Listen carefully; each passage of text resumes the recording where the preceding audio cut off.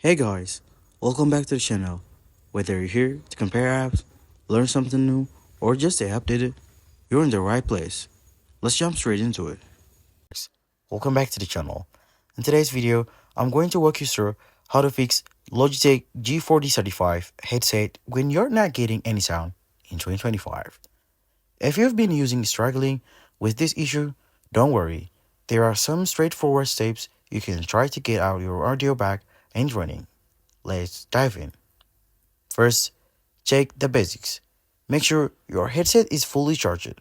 A low battery can sometimes cause sound issues. Connect the G435 to your device using Bluetooth or the included USB dongle and verify it's properly paired. Next, on your Windows PC or Mac, head into your sound settings. For Windows, right-click the speaker icon and the taskbar and open sound settings. Under Output, make sure your Logitech G435 is selected as a default playback driver. If it's not showing up, try unplugging and reconnecting the dongle or toggling the Bluetooth on and off. If your headset is pairing but still silent, try restarting your device. Sometimes a fresh reboot resets audio drivers and solves connectivity glitches. For Windows users, updating your audio driver is a key. Go to Device Manager, find your audio and Bluetooth devices. Right-click and choose Update Driver. You can also visit Logitech's official website to download the latest firmware and drivers for G435. If you're using the headset with gaming console like PS5 or Xbox, double-check the console audio output settings to ensure the headset is selected output device. Sometimes the system defaults back to TV speakers or another audio devices.